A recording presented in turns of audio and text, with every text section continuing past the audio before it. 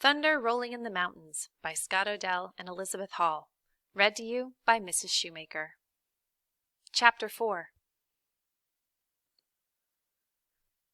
Fire burned in the front of the council lodge. Our people were gathered around it, talking together. As we rode up, a deep silence fell upon the clan. Most of them would obey Joseph, their chieftain.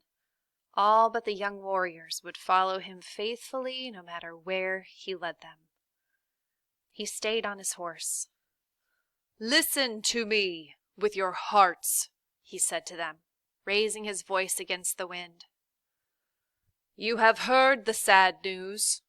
You know we must leave our home. Some among us, the young warriors, will say to you, 'Do not leave. Do not flee like old women. Fight. We shall live here in peace.'" Everyone moved closer to him.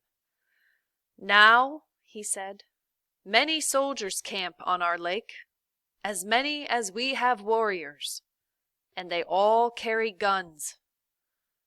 At Fort Lapwai, hundreds of them wait. To the east and to the west, more soldiers are waiting, many more.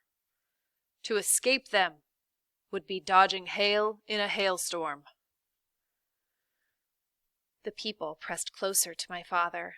They were terribly quiet. They felt the truth of his words, like heavy stones falling upon them. From somewhere in the trees, Wallahitz called out, "Sitting Bull, the great Sioux chieftain, did not run. He fought Custer. He killed all of his soldiers." "But where is Sitting Bull now?" Chief Joseph asked. There was no answer from Wallahitz. "He is far away," said my father, "hiding in Canada, the old lady's country." "It would have been best had we stood and fought," said Two Moons. He stumped up and down, swinging his cudgel. "There would not be so many white soldiers." "But there are too many white soldiers. So many, we must go," my father said. Ollicott, my uncle, and the best of the warriors nodded. "You speak the truth," he said. He picked up a cherry wood bow. "This bow looks strong," he said, "but it cannot stand against someone stronger." And with a quick movement of his massive hands, he snapped the bow in two. My father held up his hand. "In 10 suns we leave Wallowa. Make bundles of all you have, all you value. We will not return. Not for a long time. What you leave behind, white scavengers will steal." My mother looked sad. In a few weeks she would have a child. She wanted her child to be born in our land of wandering waters. Many times she had said this. At my father's words, she sighed once, a deep sigh, but she made no protest. The people waited for my father to say more, and when he was silent, they wandered off to the lodge. I heard no cries and no weeping. They had swallowed their tears. A moon came up and the wind faded away. It was a time for love songs, but there were no sweet songs, only the beat of drums. Before I went to bed, I talked to Swan Necklace. The redcoats had gone, and he was guarding their horses in front of his father's lodge. "You have heard Chief Joseph speak," I said. "Where do you stand?" "I go with Red Moccasin Tops and Wallahitz," he said bravely. "You guard their horses, but where are your weapons?" "It's important to guard their horses, and I have a knife." "But you do not carry it." "It is hidden in the lodge." "Why is it not on your belt?" "I forgot to put it on my belt." "It's dangerous to ride around without a weapon. You're no longer a painter of pictures. You're a fighter against those who want to kill you."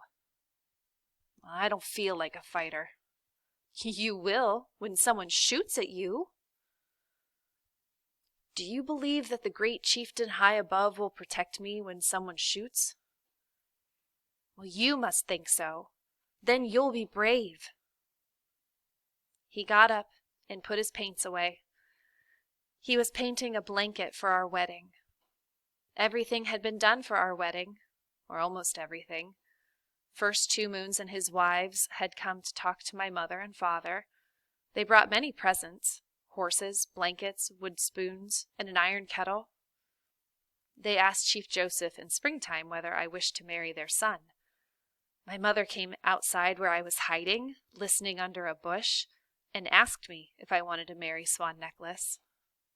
"Yes," I said. "Do you love him?" "Since longer than I can remember," I said. And there was more to do before the wedding could take place. Chief Joseph in springtime had to give presents to Two Moons and his wives, and Swan Necklace had to finish my buffalo blanket. I asked Swan Necklace about the blanket. "I talked to my father last night. He was angry that I even thought about a wedding. He said that there was a war to be fought, and he said young husbands make poor warriors." "That means we can't be married until the war is over." "Not until the one-armed general and his soldiers are driven from Wallowa," my father said. "Wait," I said. I went to the lodge and brought back my rifle and a pouch of bullets. Swan Necklace stared at the rifle as if it were a snake. "I don't know how to shoot," he said. "Red Moccasin Tops will teach you," I said. "He will show you how to lie flat on the ground behind a rock, how to lie flat and shoot and push the rock ahead of you, how to ride low on one side of your horse so that you can't be seen by your enemy, and then shoot under the horse's neck." The booming voice of Two Moons called his name. Before he could move, I put the rifle in his hands and slung the pouch of bullets over his shoulder.